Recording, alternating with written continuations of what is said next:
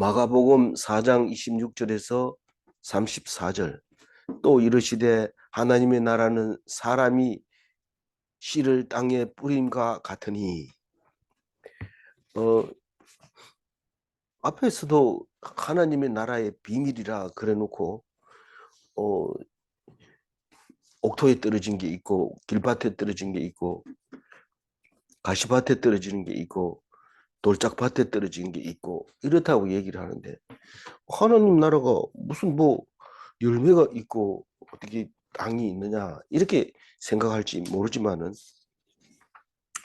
자세히 읽어보면 묵상해보면 하나님 나라는 성경을 읽고 거기에 믿음이 가면 이미 하나님 나라가 임했다 그 얘기를 여러 번 하게 될 때 하나님 나라가 언제 오느냐 이거를 헷갈리는 사람이 있어요.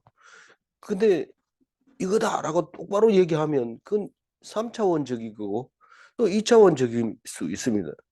근데 사실은 하나님 나라는 4차원이기 때문에 우리가 똑부러지게 얘기를 못합니다. 다시 말해서 우리 눈에 확실하게 얘기를 못합니다. 만약에 그렇게 한다면 그건 이단이 되는 거죠. 그래서 많은 이단들은 강력하게 주장하는 것들이 있습니다. 그거는 차원이 낮은 아주 종교하고 거의 비슷한 뭐 종교라고 보여야 되죠. 그렇게 된 것을 말하는 거고 우리는 이 성경에서 하나님 나라는 4차원이기 때문에 말씀을 가지고 분명히 놓으면 안 됩니다. 놓치면 안 됩니다. 우리가 신체를 진단할 때 CT를 촬영하는데 그 CT가 번호 순서대로 딱 정렬이 돼야지 그 번호를 놓쳐버리면 아무리 사진이 많이 있다 해도 그건 쓸모가 없습니다. 그 사진이 정렬이 싹 됐을 때 입체적으로 정확하게 설계가 지금 이상이 있다. 담이 간이 문제가 있다. 이거를 확인할 수 있는 것이지. 2차원적인 그 평면도를 갖다가 번호를 안 붙여놓으면 안 됩니다. 번호를 붙였다는 것은 하나님 나라라는 그 단어를 놓치면 안 됩니다. 예를 들면 씨를 땅에 뿌린과 같으니 이랬으니까 하나님 나라는 사람이 씨를 뿌리는 것과 같다 그랬으니까 하나님 나라가 도대체 어떤 거냐? 우리는 모르지만 하나님 나라가 하나님이 하시는 거라는 것을 말하고 싶은데 그걸 그래 얘기하면 배꼽을 잡고 웃습니다. 하나님 당연히 하나님이 하는 거지 그걸 말이라고 하나 이러면서 다 안다 뭐 그런 얘기는 하지 마라 이런데 이게 지금 중요한 얘기입니다. 이 하나님 나라라는 게 이 하나님이 어떻게 하고 있는지 그 얘기를 하고 있는 거죠. 어제는 뭐라고 했습니까? 세상에 내가 하나님한테 부르짖고 매달릴 때는 왜 부르짖고 매달렸어요? 나 억울합니다. 내가 저 사람보다 못한 게 뭐 있는데 왜 나는 이렇게 힘들게 합니까? 그걸 붙잡고 기도해서 신앙생활을 하기 시작한 거 아닙니까?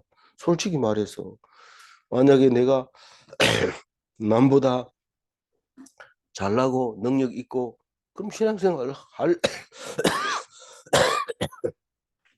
이유가 없는 거죠. 그러니까 다른 말로 얘기하면 이 공평해야 된다고 생각을 하고 있었어요. 근데 하나님은 공평이 아니고 하나님을 믿고 있느냐 그거가 중요한 거지 공평한 건 내가 하는 게 다 공평하다. 그게 공의라 미시파트라고 얘기하죠. 우리는 공부를 해봤으니까 압니다. 그게 미시파트구나. 제다카가 아니구나. 이런 걸 압니다. 제다카는 과부와 과를 잘 대접해 주는 게 제다카고 미시파트는 있는 것을 더 주고 없는 것을 빼앗아 가버리는 게 그게 하나님의 미시파트입니다. 이해가 안 됩니다.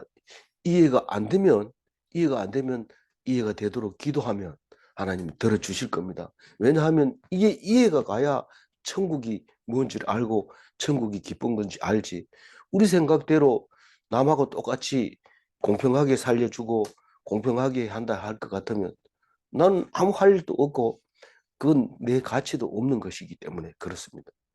제일 빈익빈 부익부 얘기할 때 가장 강력하게 말하는 게 뭡니까?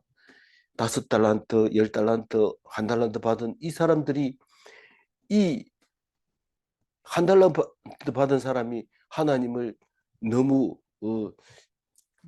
인색한 사람이라고 했기 때문에 그걸 뺏어가지고 10달란트 받은 사람한테 줘버리는 건데 그게 있는 사람은 더욱 가지고 없는 사람은 그것도 빼앗는다.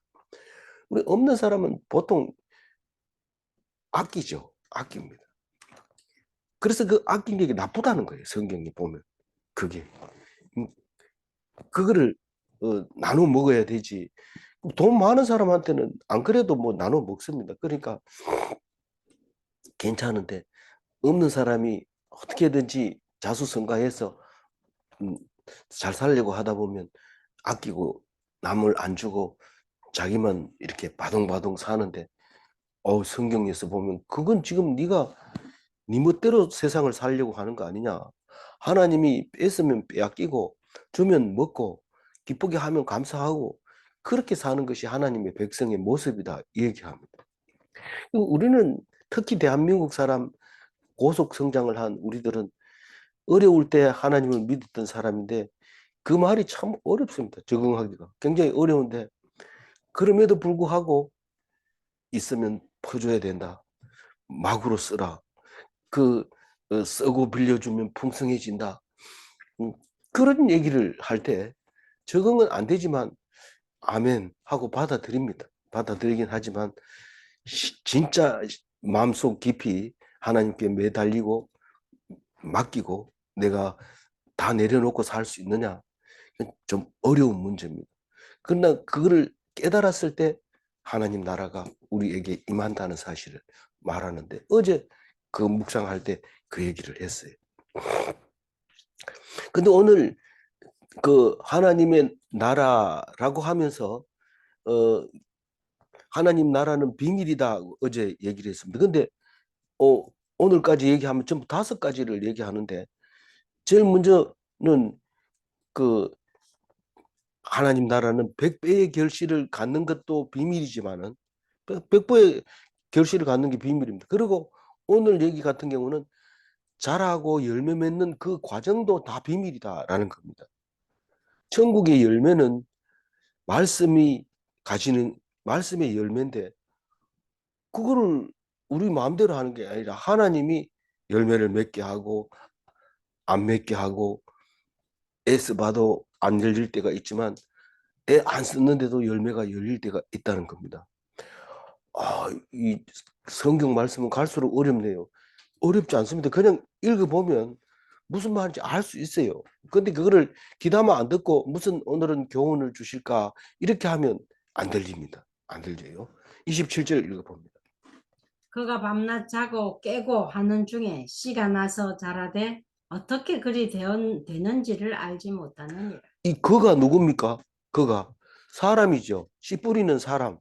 씨를 뿌려놓고 40일이 지나면 추수를 해야 되는데 그 사이에 일어나는 거는 농부가 할 수 있는 게 없어요. 물론 물 주고 이제 그런 거는 할 수 있겠죠. 비료 주고 이런 건 할 수 있지만 실제로는 아무리 물을 주고 비료를 준다 해도 망하는 농작물이 많습니다. 근데 내버려 뒀는데 농작물이 잘 되는 때가 있습니다. 어쨌거나 내가 하는 게 아니고 하나님이 자고 일어나면 키워놓고 자고 일어나면 키워놓고 그랬다는 거예요.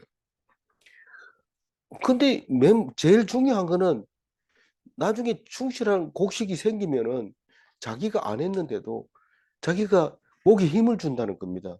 내 밭에 봐라. 곡식이 이렇게 많이 나오잖아. 니들 밭에 그게 있나? 그게 밭이냐? 이러면서 목에 힘 딱 주고 이제부터는 나한테 우리 집에 와서 일꾼해.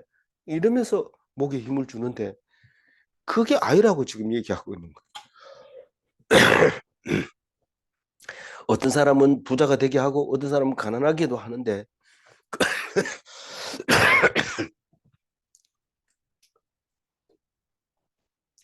그게 하나님이 하시는 거라. 우리는 안 자고 사는 사람 없습니다. 내가 했다 이럴 때 네가 그렇게 밤에 잠도 안 자고 했냐?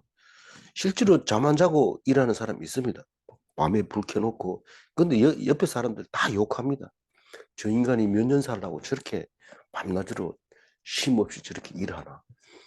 인색하긴 인색하면서 이런 얘기를 하는데 밤새도록 일해가지고 얻은 돈을 누구에게 주겠어요? 얼마나 아깝겠어요? 안 줍니다. 못 줍니다. 그래서 결국은 그렇게 되는 건데 우리는 잠 안 자고는 안 됩니다. 우리가 차 타고 갈 때 기도를 꼭 해야 되는 이유는 가다 보면 졸리면 졸다 보면 사고 납니다. 근데 기도하면 잠이 싹 달아나거든요. 그래서 꼭 기도를 하고 차를 타고 가야지 안전하죠. 근데 우리는 잠을 자지 않으면 안 됩니다. 그래서 우리는 자지만은 우리 눈은 안 잡니다. 동공은 절대로 이 근육이 풀리지 않고 딱 이렇게 있어가지고 빛이 들어오면 그것을 조절하고 이렇게 합니다. 근데 만약에 죽은 사람은 동공이 허옇게 되기 때문에 제일 먼저 눈알 이렇게 까집어 보고 이 동공이 제대로 돼 있으면 이건 살아 있는 거고 죽어 있는 거고 이렇습니다. 다시 말해서 우리가 잠 안 자고 있는 것을 눈동자 같이 이 지키고 있다 이렇게 말하는 겁니다. 근데 하나님은 우리를 눈동자 같이 지키고 있는 거. 우리는 자도 눈동자는 안 자는 것처럼 하나님은 우리를 지키고 있다. 그걸 오늘 비유를 들어서 설명을 해야 알지. 내가 다 했는 건데 네가 다 했다면은 네 밤에 잘 때 그게 된 건 어떻게 된 거냐 이렇게 묻는 거죠. 불가능한 거예요. 말이 안 됩니다. 시끄럽다 이겁니다. 이건 내가 잘해서 곡식에 소출이 많이 났다고 목에 힘주고 의시되는 거죠. 이렇게 하면 아니다. 이게 하나님 나라가 그런 게 아니다. 하나님 나라는 하나님이 하셨다는 것을 인정하고 하나님 앞에서 온전히 겸손하게 있는 게 그게 하나님 나라다. 말씀을 듣고 그렇게 해라. 28절. 땅이 스스로 열매를 맺되 처음에는 싹이요, 다음에는 이삭이요, 그 다음에는 이삭에 충실한 곡식이니라. 우리가 무슨 싹을 안 난다고 해가지고 무슨 강제로 뽑아낼 수 있어요? 못 뽑아냅니다. 그리고 물하고 이렇게 갖다 넣고 자고 일어나면 싹이 이렇게 올라와 있습니다. 그 누가 해요? 하나님이 하시는 거지. 누군가가 했으니까 올라오는 거 아닙니까? 안 하고 저절로 된다. 여기도 저절로 된다고 그랬어요. 스스로 열매를 맺는다. 이렇게 했는데 이게 오해를 하면 안 돼. 이 스스로가 아니고 하나님이 창조한 것처럼 하나님이 하시는 거예요. 그 맨 처음에 싹을 틔우고 이삭이 나고 이삭이 여물어서 완전히 익으면 충실한 곡식이 되는데 우리 인간이 내가 열심히 해서 내가 잘나서 그렇다고 하지만 따져놓고 보면 태어날 때부터 지금까지 내가 선택한 거 하나도 없습니다. 내가 전시 집안에 태어났는 거, 자랐는 거, 그 중에서 형제들 중에 예수 믿는 거, 그 전부 하나님이 하신 거지. 내가 미리 알고 이렇게 한 적은 없습니다. 다 하나님이 하셨는데 그게 하나님 나라의 모습이라는 겁니다. 그거 안 믿으면요, 안 믿으면 하나님 나라가 임하지 않죠. 29절을 읽어봅니다. 열매가 익으면 곧 낫을 대나니 이는 추수 때에 이르렀습니다. 예, 우리가 아무리 게을러도 추수 때가 되면 추수를 해야 됩니다. 안 그러면 겨울에 거기 못 쓰게 돼 버립니다. 설이 맞고 이러면은 곡식을 못 쓰게 돼. 그러니까 추수 때가 가장 바쁩니다. 설이 오기 전에 이걸 해야 됩니다. 그래서 옛날 말에 가을 가을에는 부지깽이도 한 몫을 한다 이랬는데 그만큼 손이 부족한 거죠. 갑자기 이 열매가 되면 익으면 그렇게 됩니다. 다른 거는 좀 게을리 해도 돼요.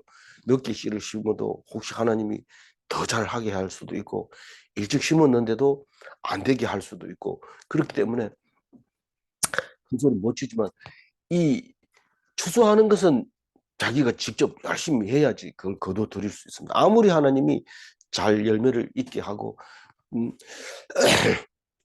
완전히 있게 만들었는데도 그걸 하면 안 되는 거죠. 근데 이게 하나님이 했다고 생각하면 얼마나 기쁠까요? 그런데 어, 자기가 했다고 생각하면 추수 오늘 여기 별도로 이거 한 가마에 따로 넣어 이래가지고 오늘 저녁에 술 먹으러 갈 거야 이러면서 그렇게 하는 거죠. 그때 하나님 나라가 임하지 않는다. 그런 게 안 돼. 그런 얘기를 하는 30절 읽어보면 또 이르시되 우리가 하나님의 나라를 어떻게 비교하며 또 무슨 비유로 나타낼까?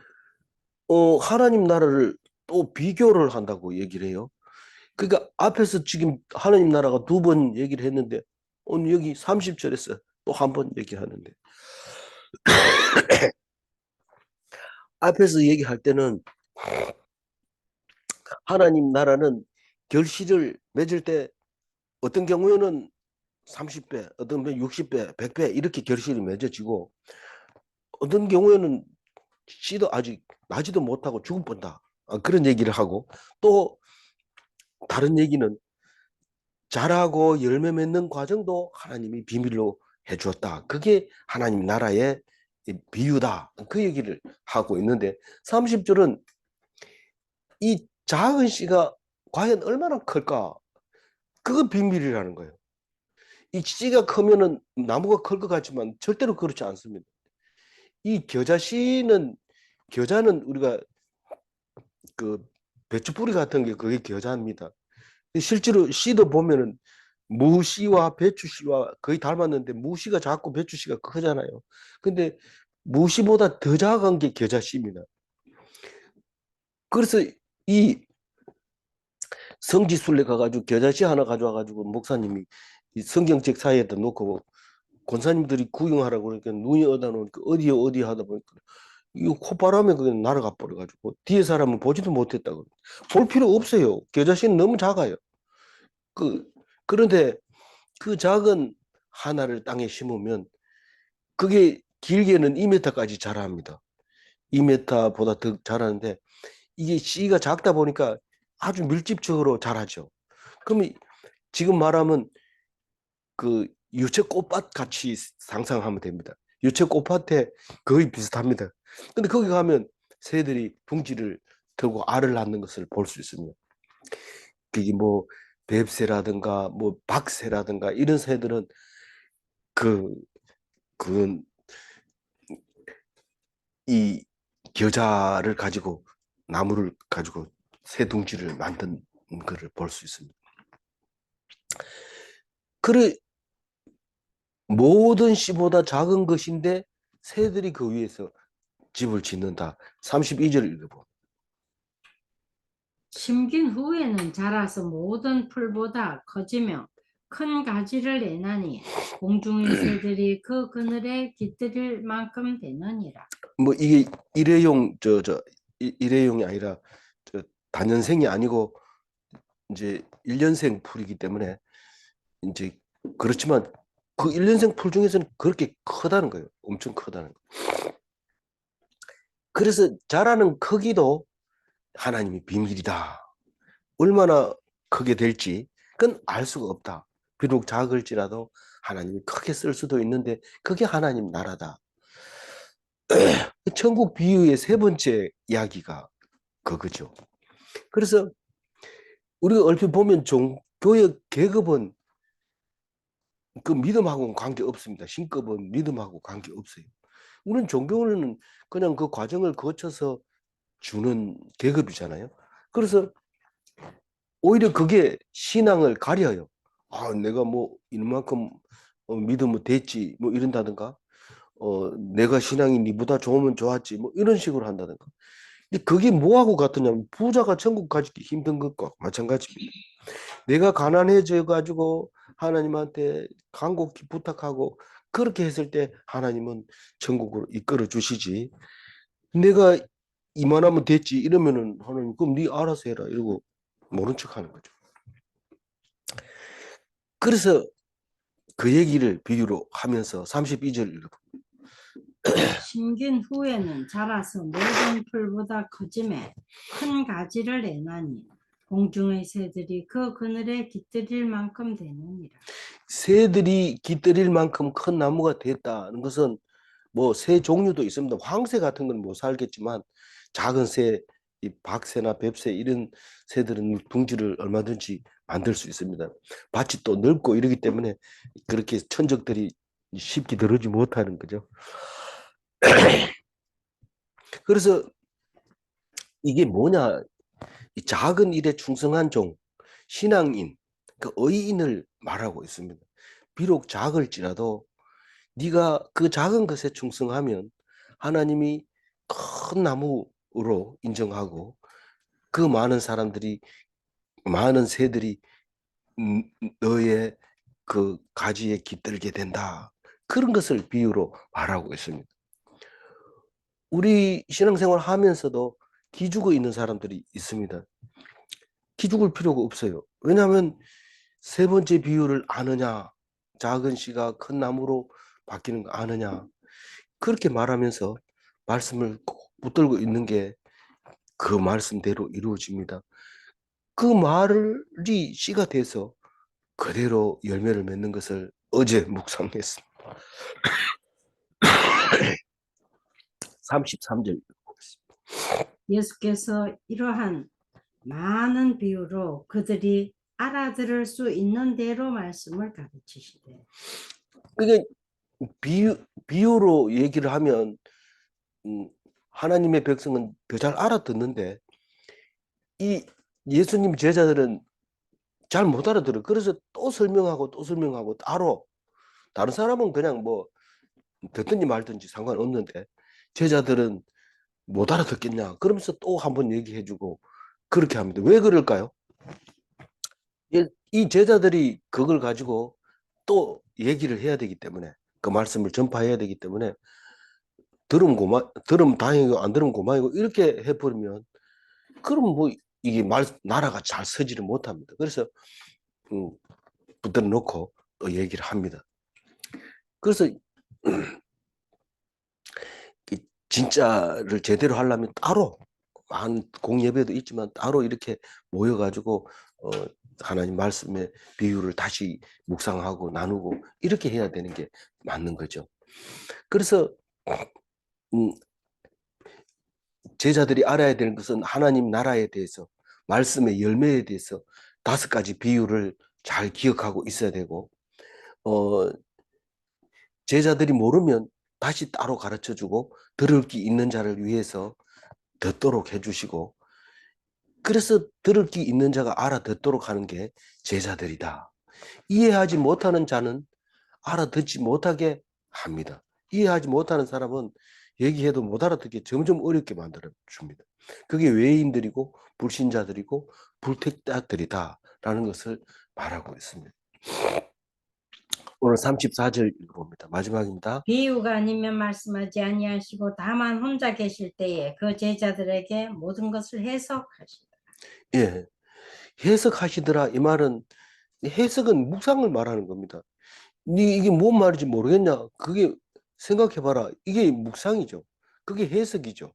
뭐 어려운 인수분해 한다든가 무슨 뭐 그리스 철학을 가져온다든가 애매모호한 말을 한다든가 그게 아니고 있는 그대로 얘기를 하는 것이죠. 그게 묵상이 말씀 비유에 대한 그 해석을 말하는 거죠. 왜 이 말을 했는지. 그리고 혼자 계실 때 제자들에게 따로 해석을 해주는 걸 볼 수 있는데 대중적인 설교가 아닙니다. 이 방송에 나오고 또 유명 채널에 나오고 또 심지어는 올림픽 공원에서 스피커를 가지고 그렇게 하는 거하고 다릅니다. 묵상은 그게 아니고 앉아서 조용하게 알아들을 수 있는 제자들에게 그렇게 듣는 소수 12명에게 하는 게 제자 묵상, 해석, 비유에 대한 해석이 된다는 것입니다. 오늘 본문은 짧은데 왜 그렇습니까? 모르죠. 하나님이 제가 몸살이 나서 빨리 마치라 그런 건지 모르겠어요. 그래서 오늘 좀 빨리 마쳤는데 오늘 주일날인데 빨리 마치고 좋은 시간 가지시기 바랍니다. 27절 읽고 마무리할게요. 그가 밤낮 자고 깨고 하는 중에 씨가 나서 자라되 어떻게 그리 되는지를 알지 못합니다. 눈동자는 호흡이 있는 동안은 이렇게 멈추지 않습니다. 이렇게 계속 작동을 하고 있습니다. 눈동자는 멈추어도 하나님의 사역은 멈추지 않습니다. 우리는 눈동자는 절대로 안 풀리는데 하나님은 눈동자보다 더 쉬지 않고 우리에게 사역하고 계시는 것을 볼 수 있습니다. 문제 1번, 눈동자가 풀리면 죽은 것인가? 그래서 죽은 거 판단은 요즘은 목에다 이렇게 맥박을 이렇게 재는데 전에는 다 눈을 까지고 봤어요. 그 다음에 문제 2번, 하나님은 우리가 잘 때에도 일하시는가? 우리는 안 자면 안 되지만 하나님은 안 주무시고 우리를 위해서 열심히 지금도 일하고 계십니다. 그 하나님을 무시하거나 자기가 했다고 하면 하나님 앞에 벌을 받는, 아니, 위법입니다. 법을 어긴 겁니다. 법을 어기면 죄를 짓는 거고, 죄를 지으면 사망하는 것입니다. 네, 사망하는 것입니다. 하나님과 단절되는 것입니다. 그래도 지금도 살아 계신 하나님 바라보면서 온전한 삶을 사시기 바랍니다. 기도하겠습니다. 하나님 감사합니다. 몸 관리를 잘못해서 몸살을 나게 했습니다. 용서하여 주시고 오늘 또 회복될 수 있도록 도와주옵소서. 오늘 짧은 말씀 속에서도 우리가 오해하고 교만하지 않도록 들려주셔서 감사합니다. 온전히 하나님만 의지하며 오직 순종하는 복되고 평안한 주일 되게 하여 주옵소서. 감사하옵고 우리 주 예수 그리스도 이름으로 기도 올리옵나이다. 아멘.